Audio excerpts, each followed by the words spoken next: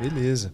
Então, assim, em primeiro lugar, o meu canal é Alquimia das Artes, né? Então, caso você queira conferir, Alquimia das Artes, a gente atua no YouTube, no Instagram, a gente atua em algumas outras áreas aí também, que nem presencialmente, né? Em alguns eventos e tudo mais.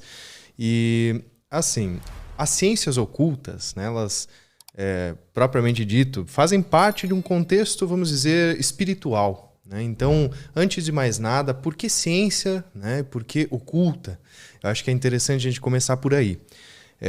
A ideia de espiritualidade sempre foi tratada como um certo dogma, assim, como um certo, ou até crentice, né? Do tipo, eu acredito em tal coisa e aquilo vira todo um contexto. Então, a ciência, ela vem, lógico, não com um método cartesiano, que tem que ser hipotético e teste e tudo mais, mas ela vem com um pouco disso. Por quê?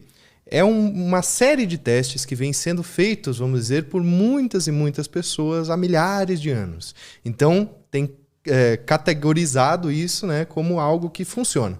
Sabe? É um caminho espiritual que tem uma certa cientificidade. Tem um método. Tem um método, essa é a palavra, sabe? Então ele tem esse método, ele é testado, vamos dizer assim, e é funcional, sabe? É eficaz. Né? Não é apenas aquela espiritualidade embasada numa fé, sabe? Só em algo assim, que também faz parte, é importantíssimo a gente ter esse lado, né? Mas para dividir mesmo, né, a ciência oculta daquilo que é apenas uma religião, ou uma fé, ou alguma teoria da conspiração, que também se cria muito, né, com esse pretexto de esoterismo. Mas depois a gente pode até falar um pouco sobre isso, né? Uhum. Mas o ocultismo em si, ele começou, vamos dizer assim, né? Porque, cara, pensa assim, na Idade das Trevas, né? A chamada Idade das Trevas, que é a Idade Média ali, aqueles momentos depois do século III que começou aquela instituição romana, né? O clero romano a tomar conta, a invadir os outros países. Aí lá se vai celtas, nórdicos, né? Vai indo enfrentando e impondo, né? Aí os caras as mulheres, os caras, essas guildas, esses clãs todos, né? Eles tinham que guardar esses conhecimentos, senão aquilo ia se perder. Como é o caso dessa cultura celta, que hoje em dia a gente não tem muita coisa, porque eles não tinham escrita, né? Eles passavam de boca a ouvido. Era uma transmissão oral, que se diz.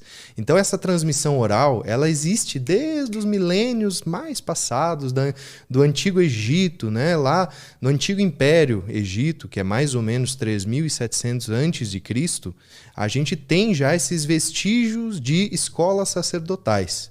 Então essas escolas sacerdotais, elas vêm se formando já, quantos anos dá isso? 5.750 mais ou menos, vamos dizer assim, 5.000 anos. Mais de 5.000 anos, essas escolas já estão se formando, já estão fazendo, e aquilo era como uma escola iniciática, né? As ditas escolas iniciáticas. Isso se perde, né, no período de Alexandria, ali que começa com a conquista do Alexandre o Grande, que é da Grécia, e ele vem, faz o movimento que a gente entende como período helênico, que é o helenismo foi um período muito próspero, mas que ele teve, vamos dizer, ali por 600 a.C., mais ou menos, até mais ou menos o século XIII ele durou esse período, sabe?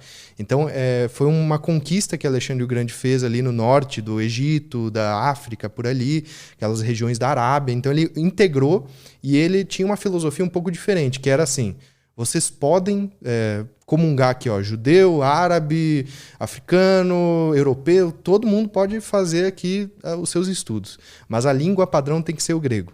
Então, começou a se traduzir tudo para o grego. Aquele grego bem antigo, bem arcaico ainda, né? Então foi tendo esses manuscritos, sabe? Foi tendo todos esses vestígios que a gente consegue rastrear, né?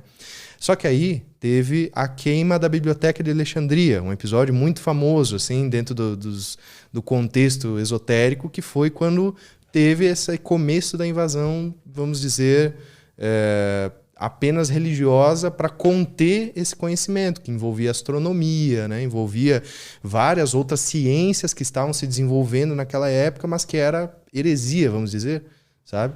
Então, as vertentes filosóficas se encontraram refúgio na Arábia. Então, todo esse lado hermético da coisa, né, o ocultismo em si, começou a fugir para a Arábia. E ali eles encontraram uma certa moradia temporária, sabe? Porque ali eles foram acolhidos. E até o século IX eles ficaram por ali. Então, começa a voltar, e aí entra todo esse lado também judaico, né? Porque os judeus sofreram muito ao longo do tempo, e principalmente na Renascença, ali em 1500, mais ou menos, que é a época do Da Vinci, sabe, de várias figuras, Marcílio Ficino também, é mais ou menos aquela época e tudo mais. Então tem figuras muito pontuais para a história da humanidade que ficaram marcadas, e o renascimento do esoterismo também é nessa época, porque ali entra uma corrente filosófica que traz de volta para as línguas latinas, daí começa a se traduzir para o latim, de fato, todos esses conhecimentos de volta, do árabe, do grego antigo, dos escritos coptas, que são aquela língua antiga do Egito, sabe? Então começa a vir de novo para a Europa esses conhecimentos, e aí formam-se essas ordens ocultas, sabe? Todo esse outro lado aí. Mas por que é oculto? Por que não é como se fosse uma religião, por exemplo, algo que as pessoas aderem? Por que não é... entre aspas, fácil? Uhum. Porque assim, ó, esse é um... Veja bem, as religiões surgem principalmente como uma forma de conter também uma população, né? Como uma forma de poder. Então, é bem delicado isso, na verdade, mas falando bem sinceramente, assim, a religião, por exemplo, o catolicismo ortodoxo, ele vem de uma forma incisiva, como eu já falei, dominando, né, com essa ideia de dominação.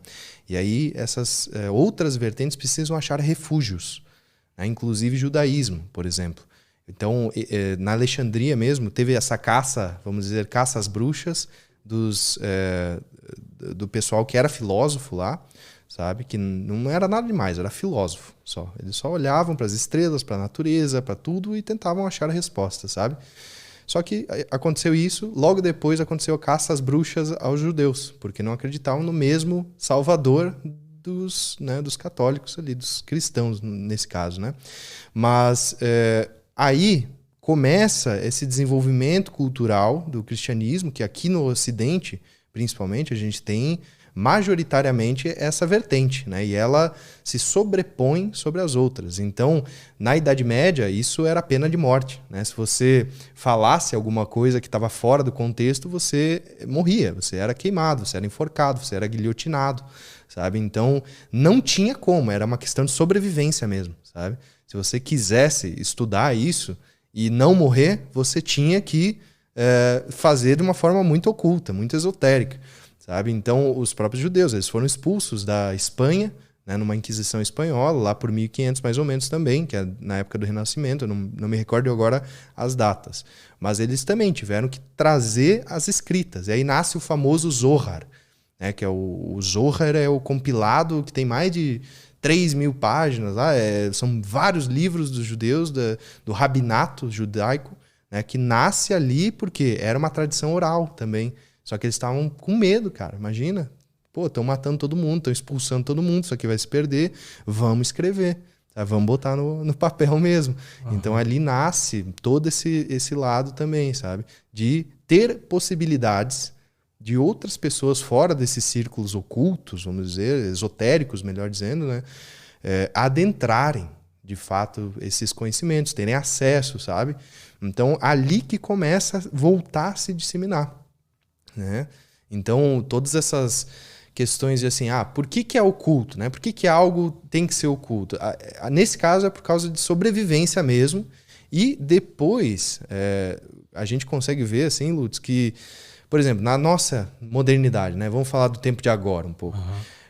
No agora, existem muitas ordens, né? Tem maçonaria, tem Rosa Cruz, tem gnose, tem martinismo, tem várias ordens, vários tipos de ordem que todos bebem da mesma fonte, sabe? Todos vêm dessa mesma raiz, são diferentes interpretações, diferentes linhas, mas o final é o mesmo, sabe? O objetivo final é o mesmo. E todas essas ordens, elas têm uma sistemática, elas têm, né, todo um roteiro, vamos dizer assim, para o adepto entrar, seguir, trilhar os caminhos, a escada de Jacó, né, subir os degraus dessa escada, que é uma referência bíblica, inclusive, do Antigo Testamento.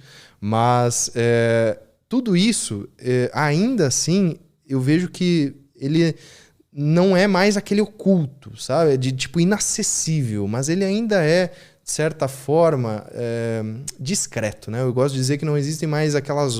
Existem, mas não todas, né? Ordens secretas, mas sim discretas, sabe? Eles não vão ficar te convidando. Aliás, se você vê algum anúncio, alguma coisa de alguém chamando para maçonaria, para Rosa Cruz... Tem um desse no YouTube.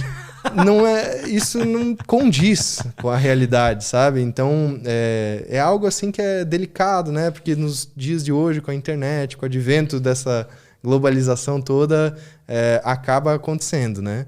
Mas é isso.